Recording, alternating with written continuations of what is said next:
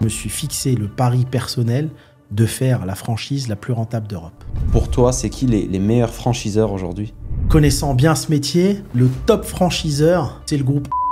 Ce groupe-là a réglé tous les problèmes des franchiseurs. C'est des génies de la franchise avec un siècle d'avance. Tu peux nous donner les vraies astuces poussées? Un franchisé, c'est pas un entrepreneur, c'est la moitié d'un entrepreneur. Enfin, il y en a qui vont le prendre mal quand je vais dire ça, mais toutes les grandes firmes françaises de la franchise, comme Paul, Brioche Dorée, McDo, etc., savent à la fin de l'année combien le franchisé va gagner. S'il gagne trop, eh ben on va augmenter les redevances. Je me suis fait assez voler dans ma jeunesse par les avocats et les comptables. Je préfère que ça n'arrive pas à ceux qui nous écoutent, tout simplement. Okay. Hakim, du coup, quelques questions. La première, c'est quel type de franchise prendre pour être sûr de s'en sortir? Alors, tu veux qu'on parle d'abord pour être franchisé, pas pour franchiseur. Exactement. Bon, si vous voulez, la franchise, il y a deux cas. Un, faites attention au concept trop tendanciel. La résilience, elle est importante. D'accord? Vous allez faire une affaire. Il y a ceux qui font des prêts, ceux qui ne les font pas. Ceux qui les font, les prêts, souvent, c'est 5-7 ans. Ceux qui n'en font pas, il faut quand même que vous ayez de quoi manger pendant X années. Donc, allez dans un business où vous vous dites, dans 10 ans, il sera toujours là. D'accord? Quand c'est trop tendanciel, ça va moins marcher, et deux, ça va être plus dur à revendre. Ça, c'est très important. Première vision, c'est ça. N'allez pas dans les business trop tendanciels. Ne vous dites pas, il y a la foule à l'ouverture. C'est le concept du siècle. C'est pas vrai. La foule, elle était là parce qu'il y avait les sandwichs gratuits. La réalité, c'est ça. Ouais, c'est ça. C'était du marketing. C'est du marketing. Ça se trouve, le lendemain, il n'y aura personne. Sujet 1. Sujet 2, ayez une vision. Une vision, c'est quoi? Demain, tu me dis, Hakim, est-ce que tu veux ouvrir une chaîne de burgers halal? Je te dirais, attends, je regarde si McDo va passer en halal dans les années à venir. Et je me renseigne bien. Est-ce qu'il y a un risque, oui ou non? Si je me dis dans ma tête que McDo, demain, va peut-être passer en halal, bah, il va me tuer. Il n'y aura plus de marché pour moi. En une journée, il m'a pris ma clientèle. Donc ça, c'est ce que j'appelle la vision. D'accord? Qu'est-ce que vont manger les Français ou autres dans 10 ans? OK? Ça, c'est la vision. Ensuite, je regarde le chiffre d'affaires, mais surtout la rentabilité. Ne vous faites pas avoir avec des franchiseurs qui vous disent, voilà, tu fais 1,5 million de chiffre. Non, ce que je veux, c'est la rentabilité. Qu'est-ce qui me reste en bas de page? Et faites très attention au food. C'est-à-dire la partie achat. Il faut qu'elle soit réduite au maximum. Il ne faut pas que le concept consomme trop de personnel également, ce qu'on appelle la masse salariale chargée. Donc, aller vers des concepts simples. Quatrièmement, le personnel est dur à gérer. Comme il est dur à gérer, je vais dans des process extrêmement simples. Par exemple, moi aujourd'hui, je vais préférer des concepts où j'ai une vitrine et quand quelqu'un commande, je prends dans la vitrine, je lui donne, que je fabrique. La fabrication, ça nécessite plus de temps, la productivité est moins bonne, il faut former du personnel. Cinquièmement, le personnel est de plus en plus dur à gérer. Donc, il faut des concepts très simplistes. Très, très, très simplistes. C'est important. Donc, il y a toutes ces étapes-là à voir. Sixièmement, comment je peux revendre mon concept? Cinquièmement, excuse-moi, comment je peux revendre mon concept? Pensez toujours à l'exit, à la revente. Ne prenez pas toujours ce qui vous plaît dans la vie. Moi, je vois beaucoup de collaborateurs qui me disent « Hakim, ça, c'est pas bon ». Mais ouais, mais ça marche. Il ne faut pas regarder ce qui te plaît à toi. Il faut regarder ce qui plaît au consommateur final. Okay? Donc, il faut prendre des choses, des concepts dont vous êtes sûr de pouvoir revendre. Okay? Donc, allez chez des franchiseurs qui ont de l'argent. Parce que quand tu as un concept et que tu veux le vendre, tu vas dire au franchiseur, moi, je te le revends. Si le franchiseur a les poches profondes, il va te le racheter. Sinon, tu le revends à qui? Tu comprends? C'est important. Quand tu investis en travaux et autres, 300 400 000, 500 000 euros, il faut pouvoir revendre ce concept demain. Donc, il faut qu'il soit encore au goût du jour X années après. Et tu te dis, à qui je vais vendre ça? Alors, est-ce que dans le réseau de franchise, il y a des franchisés assez riches pour me le racheter? Ou est-ce que c'est des franchisés qui vont préférer faire des créations? Est-ce que le franchiseur peut me le racheter ou pas? C'est très important. Tu vois, moi, aujourd'hui, je suis arrivé à un point où quand je crée des business, je pense d'abord avec mes équipes à qui je vais vendre le business dans 5 ans. Ouais. Et il faut que je trouve des gens beaucoup plus riches que moi. Tu comprends? Ou sinon, tu commences. Sinon, je commence pas. D'accord? Là, tu as d'ailleurs un groupe de restaurants parisiens qui ont été revendus hallucinants au groupe Barrière, une parenthèse, 100 millions, alors qu'ils faisaient à peine 40 millions de chiffres. Incroyable. Parce qu'ils ont trouvé des acheteurs beaucoup plus gros qu'eux, beaucoup plus importants, et c'est un achat plaisir. Quand tu as un groupe important et que tu fais plusieurs millions, tu dis, ah tiens, les restos, ils sont sympas, on va mettre 100 millions. Donc, il faut trouver faut que vous achetiez des concepts qui plaisent assez pour tu sais, une fois, tu as une marque de thé qui s'est vendue 200 millions à la femme d'un Saoudien parce qu'elle a adoré le thé, alors que ça faisait même pas 10 millions de chiffre d'affaires. Donc, il faut aller sur ce petit truc en plus qui fait qu'on achète, tu vois. C'est important. Ce petit côté plaisir. Donc, ça, c'est plus pour les créateurs de concepts. Mais ensuite, franchisé, donc faites attention à tout ça. Il ne faut pas se faire noyer par... voilà. Donc après, souvent, on me demande aussi, est-ce que je dois acheter dans du communautaire, pas communautaire? Ouais, exactement. Ouais. Est-ce que les gens, ils veulent... est-ce que ces gens-là, en fait, il faut absolument, quand c'est halal, faire des concepts communautaires ou pas? Non, après, ça dépend. Tu as des personnes qui ont conviction... qui veulent pas vendre de porc, par exemple, qui veulent pas vendre d'alcool, etc. Donc, ils veulent des concepts plutôt halal. Personne de la communauté musulmane, c'est ça. C'est ça. Est-ce qu'ils doivent rester, du coup, sur des concepts communautaires ou... Parce que moi, par exemple, j'ai une pizzeria, mais je le dis pas ouvertement que c'est halal. Ouais, faire attention. Tu vois ce que je veux dire?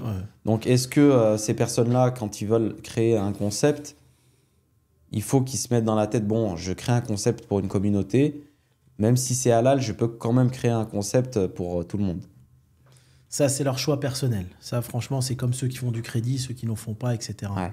C'est vraiment leur choix personnel. Mais moi, je donne vraiment parce qu'aujourd'hui, le mot franchise, tout le monde l'a en bouche. Ils parlent tous de franchise sans savoir ce que c'est que la franchise. Même les franchiseurs, la plupart des pseudo-franchiseurs que j'ai rencontrés ne connaissent rien à la franchise. Il y en a très peu qui sont vraiment professionnels dans la franchise. Et après, on va parler des franchiseurs et tu vas le comprendre. Mais si tu veux, non, il faut regarder le chiffre d'affaires, ça veut rien dire. Le chiffre d'affaires, c'est juste pour la frime. Salut les copains, je fais 4 millions. Ok, tu gagnes combien à la fin du mois? C'est ça qui est important. D'accord. Et donc, faites attention, regardez la rentabilité. Et la rentabilité, elle se voit avec les ratios. La marchandise aujourd'hui, vu l'augmentation de la marchandise qu'il y a en Europe, il ne faudrait pas que dans un concept, ça dépasse 25%. Ok. La masse salariale, idem. Il faut qu'entre le food, la marchandise et le personnel, il ne faut pas dépasser 50% du chiffre d'affaires. Ok. D'accord ? Il faut suivre ces ratios. Le loyer ne doit jamais dépasser 6-7% du chiffre d'affaires. Maximum. Ton marketing ? Le marketing, alors le marketing, quand ils sont sous franchise, c'est souvent 2, 3, 4% déjà inclus. Et après, il faut peut-être un petit marketing local. Mais il faut que votre business model, le PNL, il faut au moins que l'affaire dégage 20% de rentabilité. Net. Voilà, ça c'est net. Ouais. Ok. Et donc, du coup, pour toi, Hakim, c'est quoi les 3 meilleures franchises en France à l'heure actuelle? Et pourquoi? Alors, pour le franchiseur ou le franchisé? Le franchisé. Pour le franchisé, moi, je ne peux pas me permettre de donner des noms comme ça parce que je n'ai pas envie d'affecter des franchiseurs plus que d'autres. Mais je vais donner des indices. Ok. Pour gagner de l'argent en tant que franchisé, allez sur des chiffres d'affaires très importants. Vaut mieux que vous ayez une affaire qui fasse 2 millions de chiffres d'affaires que 10 affaires qui fassent 500 000. Vous allez travailler beaucoup plus pour gagner beaucoup moins avec 10 affaires. Une seule affaire qui fait 2 millions, dans laquelle vous êtes, du matin au soir, vous allez peut-être pouvoir aller jusqu'à 400-500 000 de résultats. 25%.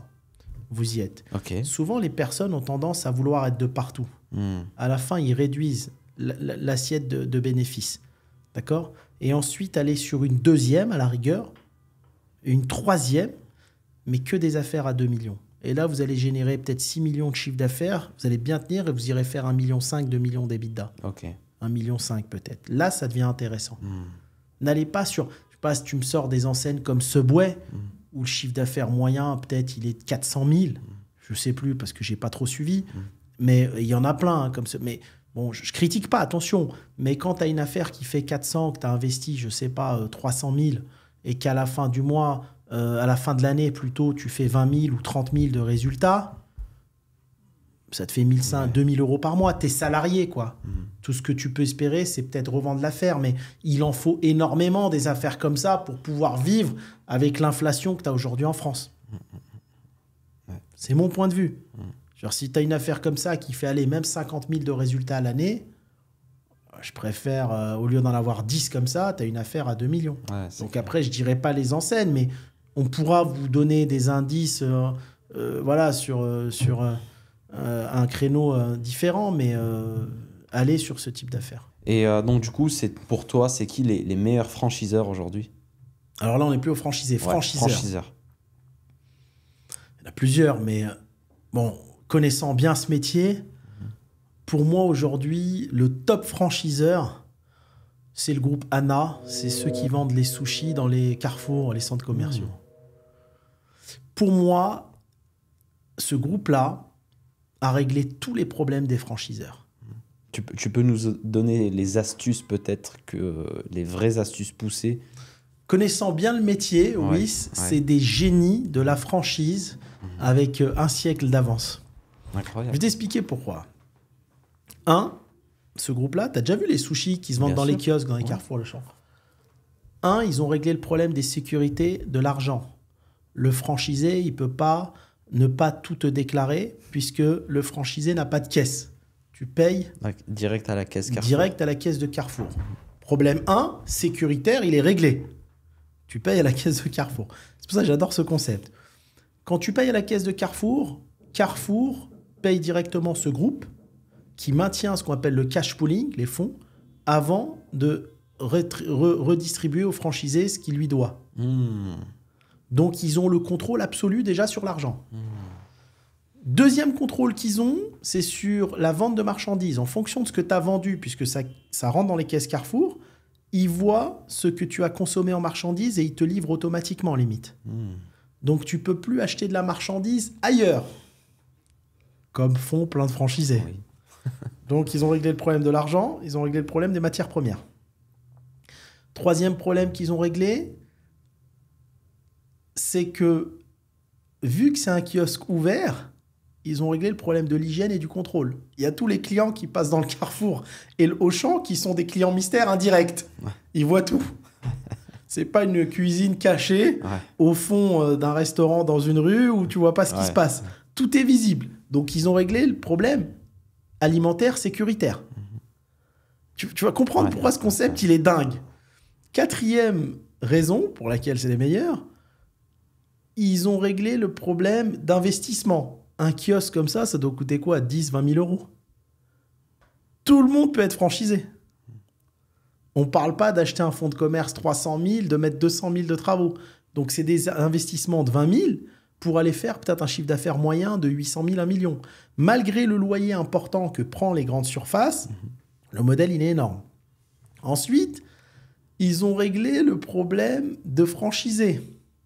Comme tu as des investissements faibles, ils ont des recruteurs qui vont dans les restaurants asiatiques, japonais, et qui recrutent les chefs cuistots qui leur proposent d'être patrons. Incroyable. T'imagines des gens qui t'appellent, allô, tu travailles dans tel sushi, viens, on va te donner un kiosque et tu deviens patron. Incroyable. Ils ont réglé le problème de recrutement des franchisés. Dans les franchisés, une majorité sont asiatiques. On sait très bien la rigueur des Asiatiques au travail. Donc, il n'y a plus de problème. À mon avis, je ne sais même pas s'il y a des absences ou des prud'hommes dans le truc, tu vois. Donc, ils ont réglé ce 5e problème. Dans les contrats de franchise, il y a marqué que si demain, le bail et il est annulé avec Carrefour ou Auchan ou autre, le franchise, il fait son affaire de sortir de là-bas, le franchisé. Okay. Donc, on ne va pas te garder avec ton contrat 8 ans. Si ça se résilie, c'est fini pour tout le monde. D'accord. Ils ont réglé ce problème-là également. Et en fait, tu te retrouves avec un groupe qui prennent 15% à 20% de résultats sur chaque kiosque et ils ont contrôlé avec tout ça ce que reste au franchisé à la fin du mois. Donc à peu près 5-6%. Incroyable. Et en fait, je pense que c'est la seule franchise en Europe aujourd'hui, puisqu'ils se déploient à travers l'Europe, je crois, qui a réglé tous les problèmes du franchiseur. Incroyable. Un par un. Et donc, du coup, le franchisé, c'est limite, il est en auto-entreprise, il est seul, quoi. En fait, c'est limite. Bon, c'est en fait. De toute façon, un franchisé, c'est quoi ? On va pas se mentir. Un franchisé, c'est un salarié déguisé. Enfin, pas déguisé, mais t'es sous contrôle. Ouais. C'est un franchisé. C'est pas un entrepreneur, c'est la moitié d'un entrepreneur. Enfin, il y en a qui vont le prendre mal quand je vais dire ça, mais c'est pas un créateur de concept, c'est pas un créatif, c'est un disciplinaire, c'est quelqu'un qui respecte un process. Mais le franchiseur, c'est lui l'homme d'affaires, l'entrepreneur. T'as vu à quoi ils ont réfléchi ? Ils ont réfléchi à tout. Parce qu'un franchiseur, il doit avoir le contrôle absolu. Je vais te donner un exemple. Très peu de franchisés le savent, enfin de franchiseurs le savent, hein. Franchisés, je pense encore moins. La franchise, c'est un métier où tout est réfléchi. Un franchisé, c'est comme la population. Ta population d'un pays, quand tu gouvernes un pays, il ne faut pas qu'elle soit trop pauvre. Il ne faut pas qu'elle meure de faim, sinon tu as une révolution. Et il ne faut pas qu'elle soit trop riche, sinon ils vont prendre ta place. Tu as compris ou pas ? Donc, tu dois cadrer ce qu'ils vont gagner. Toutes les grandes firmes françaises de la franchise, comme Paul, Brioche Dorée, McDo, etc., savent à la fin de l'année combien le franchisé va gagner. La tranche est prédéfinie entre là et là. S'il gagne trop, eh ben, on va augmenter les redevances. Si il gagne pas assez, on va lâcher un peu de redevances, etc. C'est contrôlé. C'est pour ça que McDo, tu as vu, les nouveaux franchisés te disent on gagne beaucoup moins qu'avant. Ceux qui ont ouvert il y a 40 ans, 30 ans, ils gagnaient beaucoup mieux leur vie. Parce que petit à petit, McDo a resserré. Il augmente les franchises, il rajoute des taxes. C'est comme l'État quand on gère un gouvernement. Exactement. On rajoute des taxes, flat tax, augmente à 37. Attends, là, le contribuable, il gagne un peu trop. Il faut qu'on verrouille. C'est pareil. C'est le même système. Moi, j'ai vu des franchises. Ça n'existe pas une franchise où tu dis au franchisé, vas-y, tu vas gagner 1 million par an. Ça n'existe pas. Tout est verrouillé, tout est contrôlé.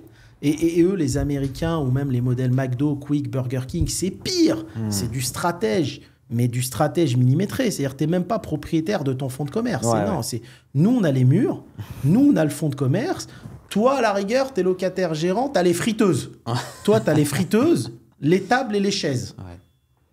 Donc, tu vas nous payer des royalties, tu vas nous payer de la communication, tu vas nous payer de la location-gérance. Et ce loyer de location-gérance, on va te le calibrer avec le chiffre d'affaires. Si tu fais 3 millions par an, on va peut-être mettre un loyer fixe plus du variable pour aller chercher presque 10% de ton chiffre d'affaires.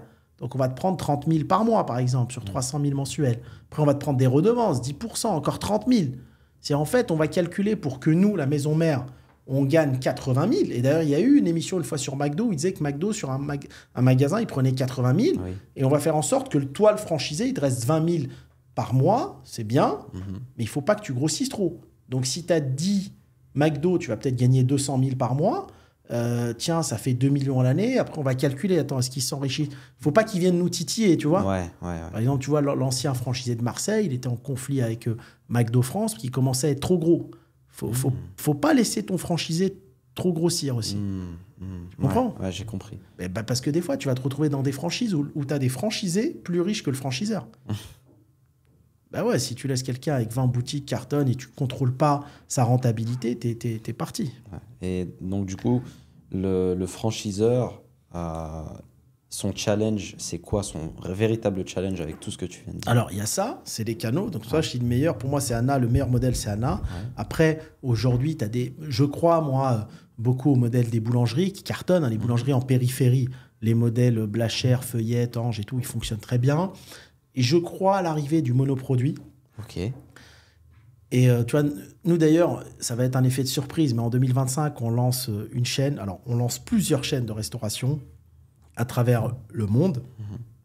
Mais une en particulier qui me tient à cœur, je ne sais pas si les gens trouveront, mais j'ai travaillé à l'époque sur le dossier courte paille et tout pour cette chaîne. J'ai réglé le problème du chiffre d'affaires. J'ai voulu que mes franchisés gagnent à peu près 2,5 millions de chiffre d'affaires par an. Je veux que mes franchisés gagnent 500 000 par an, 25% d'EBITDA par an. Je veux que mes franchisés n'aient pas à commander, je veux du monoproduit. Simplification, monoproduit. Je veux que mes franchisés, ils aient pas de cuisinier, mais ils aient même des étudiants qui sachent faire à manger. Simplification. Donc, on a tout travaillé pour faire la chaîne la plus rentable. Simplifier les process au maximum. On va tester, on va voir où ça va. Mais en fait, je me suis fixé le pari personnel de faire la franchise la plus rentable d'Europe. Et donc, c'est surprise pour 2025. D'accord ? Une parmi, tu vois, dans les 100 entreprises qu'on lance, il y a 20 concepts de restauration. Mais ça, c'est une parmi les 20 qui me tient à cœur. Et donc, après, tu dois tout étudier. On en revient aux études de la franchise. Je donne un exemple.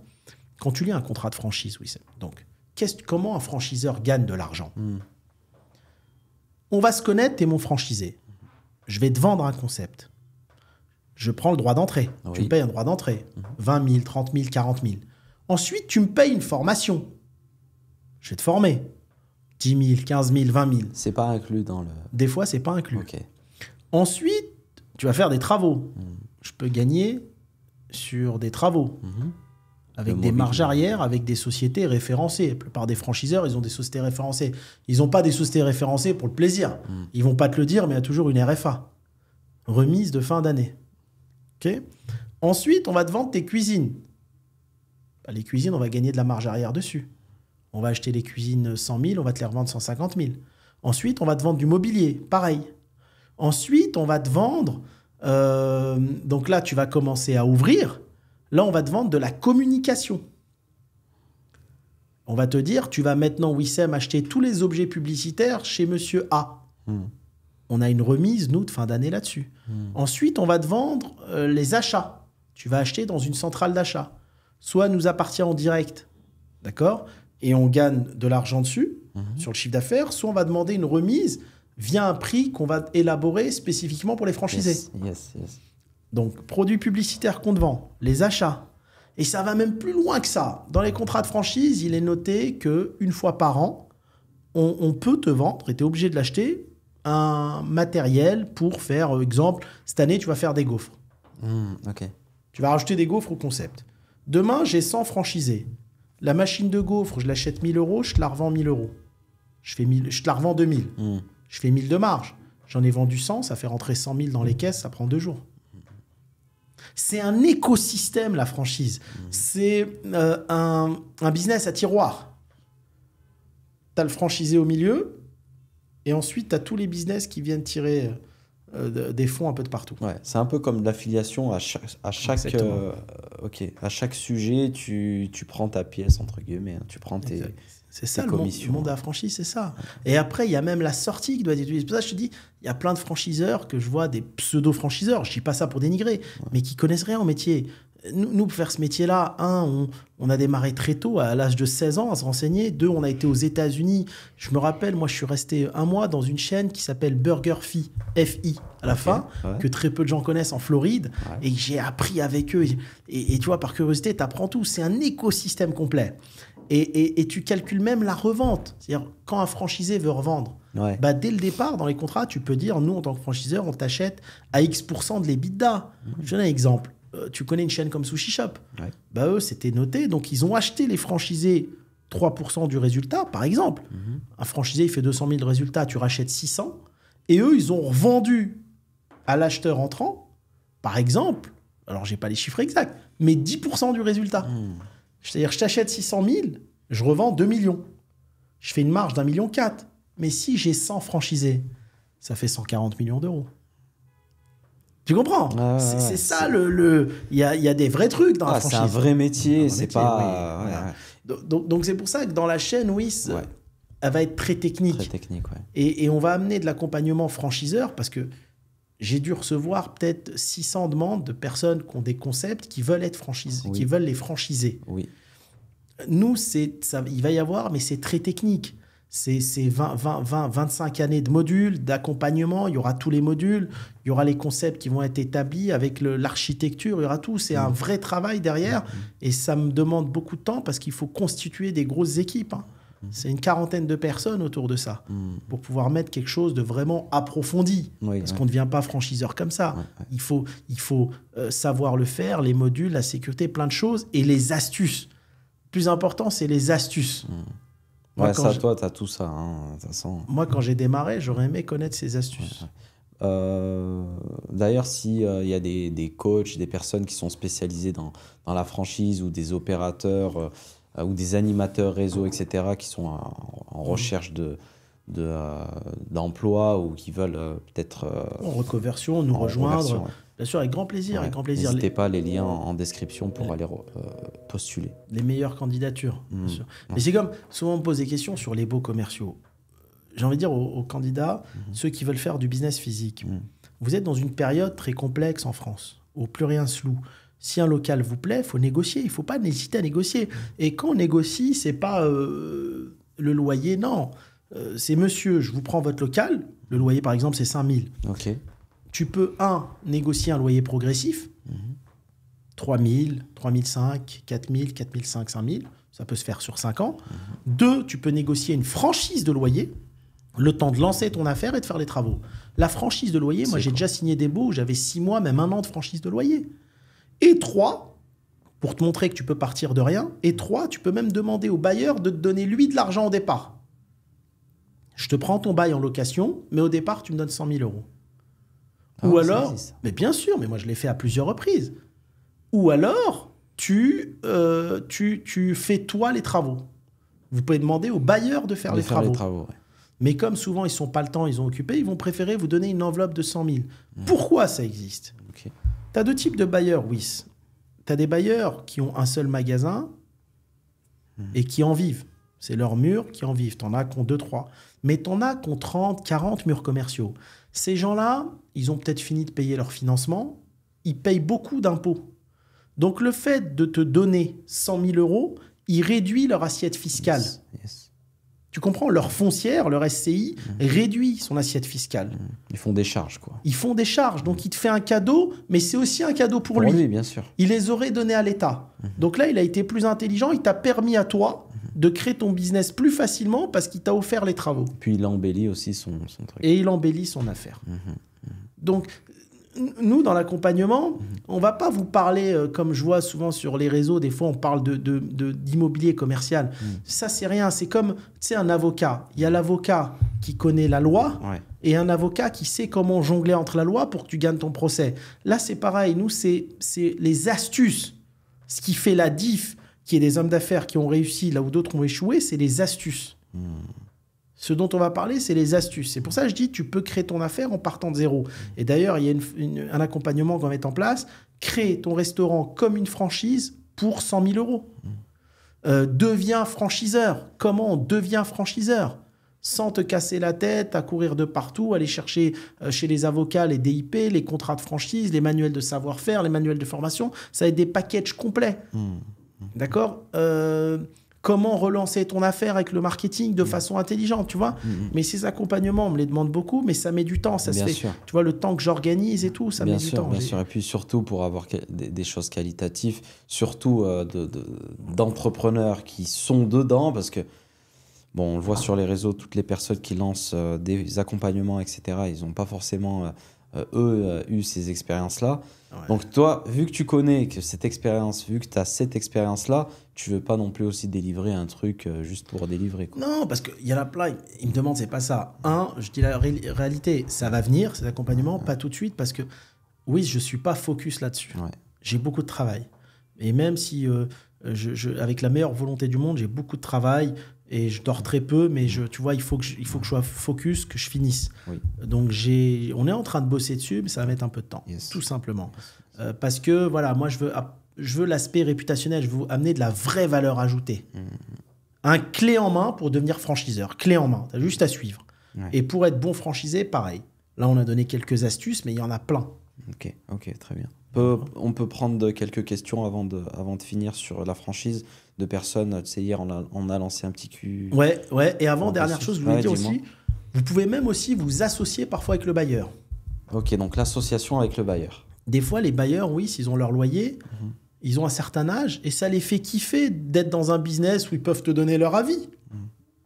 Et j'aime beaucoup ce mariage des jeunes et des personnes des fois un peu plus âgées. Des fois, le bailleur est plus âgé. Et en fait, il va peut-être avoir 20-30% de l'exploitation, mais en échange, il va te réduire le loyer, il va te donner l'argent pour faire les travaux, et tout le monde est gagnant. Mais bon, il y a plein d'exemples comme ça. Ouais, ça c'est des astuces qu'il faut peut-être aussi garder. Hein. Non, mais il y en a tellement. Non, en tout cas, voilà.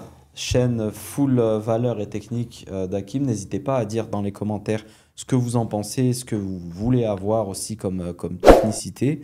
Et là, on va répondre à quelques questions qui ont été lancées via Instagram hier sur la franchise. Une question de Nice. Quel domaine d'activité sera le plus rentable à l'avenir en franchise selon toi? Les business à forte marge. Forte marge, regardez la marge. Bon, il y a des passionnés de la restauration. Dans la restauration, il faut regarder la marge. Ensuite, dans le sport, il faut regarder les concepts. Moi, forte marge, pas trop d'investissement. Rentrez pas dans trop d'investissement parce que c'est risqué. Faites pas... aujourd'hui, la banque t'emprunte, si tu passes par la banque, mais t'empruntes de l'argent, tu as la caution personnelle, etc. Ça se complique. Allez pas vous endetter à vie pour un concept. Donc, allez sur des business que vous maîtrisez. Et c'est pas parce que vous investissez beaucoup, vous allez gagner beaucoup. Moi, j'ai vu des concepts où tu investis 600, 700 000 pour faire 800 000 de chiffre, ça n'a pas de sens. Pour moi, 800 000 de chiffre, il ne faut pas dépasser 100 000 euros d'investissement. D'accord ? Donc, après, c'est ma stratégie, investir le minimum pour gagner le maximum. Voilà. D'accord, donc, ok. Concept à forte marge. Regardez là où il y a de la marge, le café, il faut qu'il y ait de la marge. Ok, ça marche. YSNBLD, quel secteur d'activité n'est pas assez ou pas du tout franchisé et devrait le devenir? Alors, tous les secteurs d'activité peuvent être franchisables, je dirais. On me pose souvent des questions, par exemple, tu sais, les business où ils vendent des voitures, etc. Bon, j'ai envie de dire, il faut que dans votre modèle, c'est comme la fois dernière, on parlait avec un ami qui a un concept où il recharge les camions électriques, etc. Il faut que dans votre business model, tout le monde ait à manger. Vous, parce que sinon vous allez travailler gratuitement en tant que franchiseur et le franchisé. Et tout dépend de l'investissement. Un franchisé, demain, si tu lui dis investis 30 000 ou 40 000 euros, tu vas gagner 3 000 euros par mois. C'est bien. Son retour sur investissement, c'est 1 an, c'est bien. Et tu as des franchisés qui ne sont pas très gourmands. Avec 2-3 000 par mois, ils sont contents. Et tu as d'autres franchisés qui veulent faire un bénéfice de 200-300 000 par an. Et donc là, ils vont investir forcément un peu plus. D'accord ? Mais tout ce qui permet aux deux de gagner leur vie est franchisable. Ok. Là, je prends c'est une longue question. J'espère que tu vas bien. J'ai plusieurs questions on nous demande souvent de franchiser. Donc ça, c'est une personne qui a un concept, d'accord ? On leur demande souvent de franchiser et un fonds d'investissement est intéressé, mais se méfie. On a peur de se faire bouffer, du coup, ton podcast tombe à pic. Combien cela coûte de mettre le modèle franchise d'un café-resto en place? Donc contrat, manuel, etc. Première question. Ça, c'est exactement les accompagnements en plus qu'on va faire. Il y a 2 cas de figure. Je peux en parler en toute transparence. Allez pas vous faire flouter par plein d'avocats qui vous sortent du pipeau, d'accord ? Contrat de franchise, DIP, contrat de licence de marque, partenariat et tout. Il y a des avocats qui vont vous sortir 20 000, 30 000 euros. C'est de la flûte. Tout ça, ça ne doit pas dépasser 3 000, 4 000. Okay ? Sinon, limite, on les a, je vous les envoie gratuitement. On a tous les modèles de tous les avocats de la place. Si vous facturez 10 000 pour changer de nom, ça a du sens. Ça n'a pas de sens. C'est comme le monsieur avec qui on a parlé la fois dernière avec le fiscaliste. Oui. Il nous dit qu'il y a un avocat à 15 000. On lui a trouvé un avocat à 2 000 euros. Moi, je me suis fait assez voler dans ma jeunesse par les avocats et les comptables. Je préfère que ça n'arrive pas à ceux qui nous écoutent, tout simplement. Okay. Ensuite, tu as quoi d'autre ? Il faut faire les manuels des normes, les manuels de formation, etc.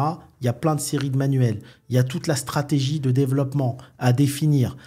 Tout ça, ça peut coûter, avec les recherches, etc., 40 000, 50 000 euros pour faire des bonnes choses faites par des spécialistes. Pas 2 manuels de 3 pages. Oui. On parle de tous les modules. On parle de 3-4 000 pages de travail. D'accord ? Avec des vidéos qui expliquent tout ça. Parce que celui qui part de rien, c'est dur à comprendre. Okay ? Ensuite, il reste le côté juridique, comment on organise la comptabilité, le marketing, les animations, tout ça, on l'explique aussi. Il y a des manuels à donner aux franchisés, il y a le savoir-faire et les formations pour le franchisé, et il y a aussi les modules de travail pour la partie franchiseur. sur chaque métier. C'est ça qu'on offre aussi. Ça doit coûter 50-60 000 maximum. Le conseil, quelqu'un qui reste avec vous 24-24 pendant 6 mois et qui vous suit dans vos conseils, parce que c'est un nouveau métier, ça coûte aussi de l'argent. Et derrière, il reste la partie architecture du concept. Excuse-moi, j'ai mangé trop de tagine, j'ai des brûleurs d'estomac, la vérité. Alors écoute, depuis ce matin. Et donc après, tu as le côté architecture. L'architecture, il faut qu'elle soit faite, tu as un book qui doit faire une centaine de pages, qui détaille tout. Ton franchisé, il faut qu'il sache où acheter la table, où acheter la chaise, où acheter le frigo. Tout doit être détaillé. Et ensuite, on a la vue 3D, les plans, les possibilités en fonction des surfaces, des locaux, etc. Tout ça, les bons architectes, ça coûte un module comme ça 60 000 € en général, 60-80 000. Et ensuite, il y a une facturation par franchisé pour une adaptation qui coûte entre 3 et 12 000 € en fonction des architectes. Je dirais que pour être franchiseur, tout le package complet peut coûter entre 200 et 300 000 €. Ouais. D'accord ?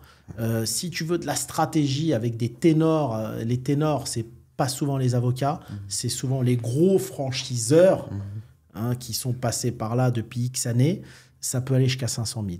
Maintenant, c'est face à cet accompagnement-là, si tu veux, oui, ce que nous, on va mettre en place tout un accompagnement qui sera largement moins cher que ça, bien entendu, parce qu'on duplique après. On duplique et on adapte. Et dans les manuels, vous devrez, vous, quand même, en tant que franchiseur, faire le manuel, en tout cas, de savoir-faire métier. Bien sûr.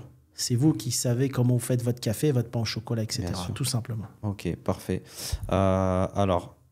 Donc, elle pose une autre question. Est-ce que franchiser est toujours la bonne option et à quel stade du développement? Alors, est-ce que tu veux te sentir chez toi?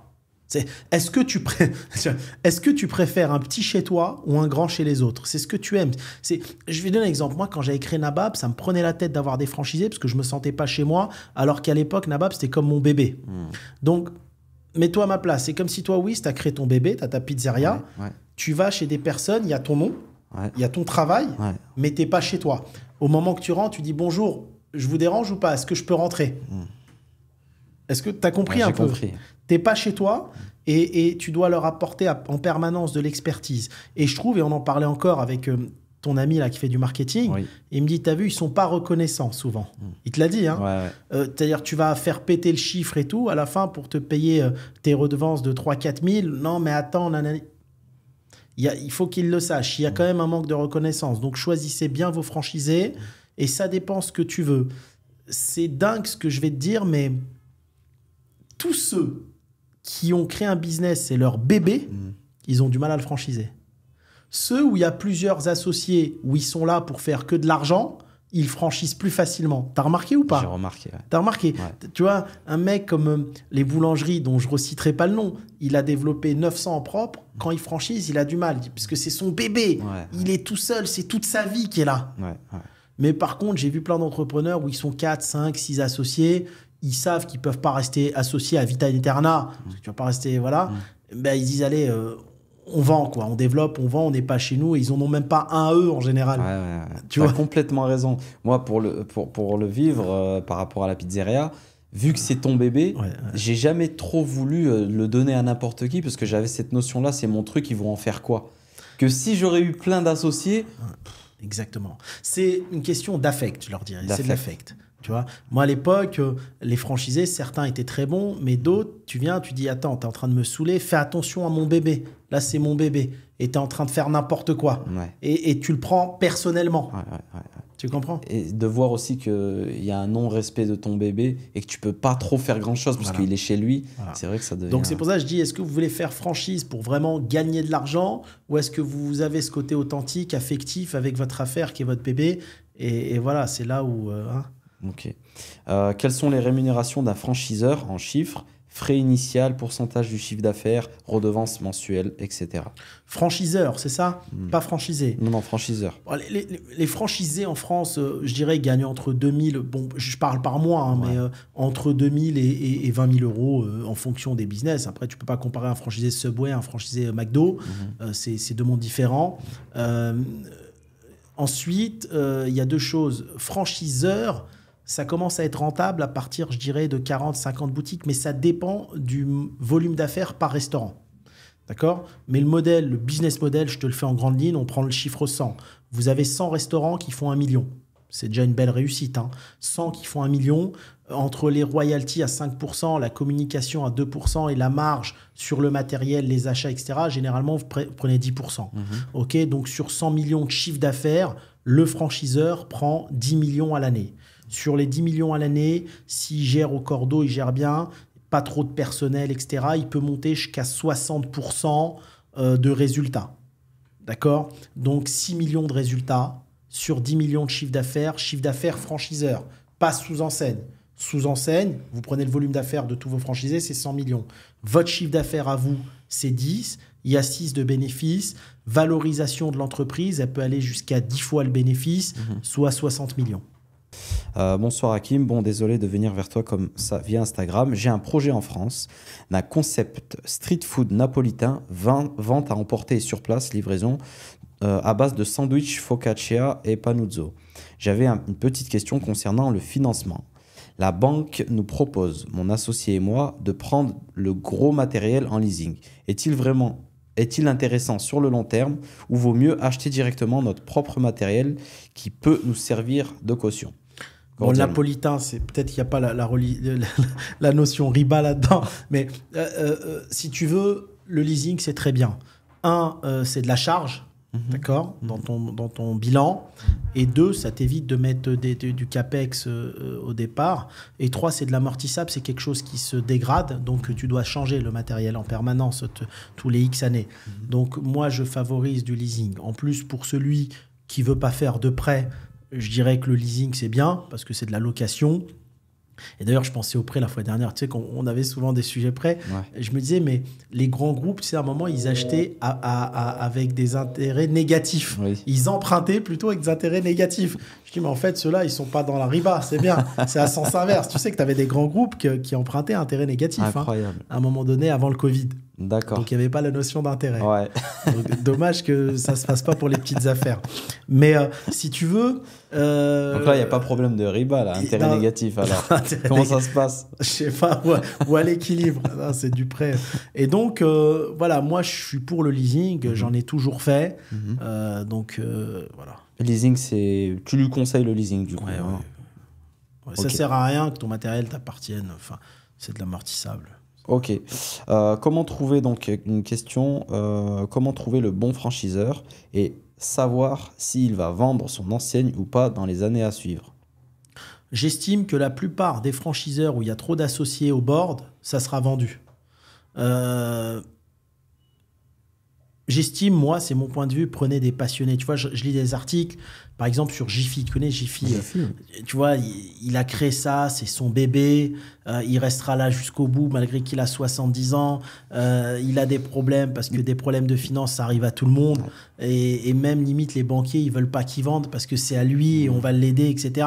Mais j'ai envie de dire, je pense que personne ne défendra assez sa marque à long terme que le passionné affecte pour qui sa marque est son bébé. Ça, c'est une certitude. Tu regardes des boulangeries comme Blacher ou autre, je veux dire, c'est leur bébé. Donc, quand vous voyez au board qu'il y a 4, 5 associés, etc., à mon avis, ça a vocation à être vendu à un moment. Il y a trop de monde. Tu vois, il n'y a pas à manger pour tout le monde. Pas assez, en tout cas. Complètement. La franchise esthétique médicale, quel avenir? Parce que tu as une... Esthétique médicale, je connais pas bien ce marché. Nous, on est dans l'esthétique, on est en train de créer avec 2 associés un mastodon dans l'esthétique, avec plein de stratégies, mais ça va être passionnant, là, justement, entre 2025 et 2030, ça fait partie d'une des boîtes, et ça fait déjà 7 ans que je travaille sur le marché esthétique, mais on a mis en place des choses énormes. Par contre, l'esthétique médicale, je connais pas bien. Médicale, je pense, elle fait allusion à ceux qui piquent, voilà. Je connais pas bien ce marché-là. Et comme j'aime bien les femmes naturelles, je connais pas. je préfère une moche naturelle qu'une belle refaite. Ok, alors, on en prend une ou deux dernières, carrément. Pour se lancer en franchise, le site pilote doit faire combien au minimum de chiffre d'affaires dans la restauration? Bah, ça veut rien dire. Tu as des modèles à 200 000 qui sont rentables, tu as des modèles à 2 millions qui ne sont pas rentables. Ça veut rien dire. Il faut regarder la rentabilité, pas le chiffre d'affaires. Okay. Il faut qu'à la fin, quand tu prélèves tes royalties, 5, 6, 7%, il reste au franchisé de quoi vivre décemment. Tout simplement. Ok, très bien. Il ne faut pas qu'il lui en reste trop non plus, sinon il va vouloir te remplacer. Mais il faut qu'il lui reste de quoi vivre décemment. Est-ce qu'on peut commencer à entreprendre en commençant par une franchise? Donc en étant franchisé. Ouais, tout à fait. Ça peut... ça peut être le pied à l'étrier. Ouais, ça peut être le pied. D'ailleurs, si tu veux être franchiseur, être franchisé au départ, c'est une bonne école. Tu vois un peu comment ça se passe avec le siège, comment le siège fonctionne, comment ils sont organisés, et ça va te donner vraiment des idées pour pouvoir petit à petit lancer ta franchise. Bien sûr. Bien sûr, tu peux démarrer avec la franchise. Hein. En fait, ça dépend, Wissem, du tempérament des gens. Il y a des personnes, toute leur vie, seront des indépendants parce qu'ils ne veulent pas qu'il y ait quelqu'un qui leur donne des ordres. Alors, franchisé, t'es pas salarié, tu ne reçois pas des ordres tous les jours, mais tu as quand même des directives. Pas des ordres, mais des directives. Donc, il faut être prêt à accepter ces directives permanentes. Tout le monde ne l'est pas. Ouais. Il y a des franchisés, ils vont dire, il m'embête celui-là, tu vois, à vouloir me dire fais ci, fais ça, je suis chez moi. T'es chez toi, oui, mais là on a changé les menus, il faut mettre les nouveaux. Ouais, mais je suis chez moi, ça m'est arrivé beaucoup à l'époque. J'ai une idée de menu, je veux mettre le kebab au caviar. On lui dit c'est pas d'actualité, il faut suivre. Nous on a réfléchi, on est plusieurs dans les bureaux. Non, mais c'est mon idée. Bah si t'es de son idée, ouvre ton truc. Tu vois, c'est pour ça que je dis souvent, le bon franchisé, c'est celui qui est pas créatif, c'est limite, sois bête et tais-toi. Réfléchis, fais ce qu'on te dit de faire. Un bon ouvrier, quoi. Voilà, c'est tout. Hein. D'ailleurs, le franchisé McDo de Marseille, pourquoi il a été viré? Une des raisons, il a voulu faire le Mac Arabia. Ils lui ont dit non, non, on n'est pas à Marrakech, on est à Marseille. Tu vois. Et c'est comme ça que ça a démarré. T'as aussi le McDo, à l'époque, quand les premiers franchisés de McDo ont été choisis, ils ont eu ces problèmes-là où les mecs ils commençaient à faire du poulet frit, etc. Non, mais ça arrive encore, hein, attention. C'est à ça où il faut faire attention. Il faut que les franchisés comprennent, voilà, il y a une image de marque, il faut la respecter. Et généralement, les idées que vous avez en tant que franchisé, remontez-les au franchiseur. Après, il en fera ce qu'il veut. Mais il faut respecter la ligne de conduite, quoi. Allez, parfait. Bon, n'hésitez pas à vous abonner du coup à la chaîne principale d'Hakim. Les sujets comme celle-ci, comme ceux-là, vont être de masse sur sa chaîne. Hyper technique. Donc, merci à tous. Est-ce que tu as un petit mot à leur dire? Non, merci à tous. Et ceux qui veulent rentrer dans la technique, si vous avez des questions, même des questions très pointues dans le sujet beaux commerciaux, franchise, marketing digital, immobilier, nos domaines de compétences, à tous les deux avec Wissem, n'hésitez pas à poser des questions. On vous répondra avec plaisir quand on peut, de façon très pointue. Pour ceux à qui je ne réponds pas, je m'excuse parce que je réponds moi-même au message. Je ne vais pas mettre une assistante parce que vous me parlez de sujets où elle ne peut pas apporter les réponses. Ça va mettre du temps, mais je répondrai à tout le monde, ne serait-ce que par politesse. Ok, super, parfait. N'hésitez pas à vous abonner. Tous les liens dans la description associés à nos différents comptes. Et puis, c'était un plaisir pour la première vidéo de ta chaîne. Pareil. Ça va être super. Et on va y mettre à chaque fois des nouveautés très pointues. Merci à tous et à bientôt. Merci à tous, à très bientôt. Bye.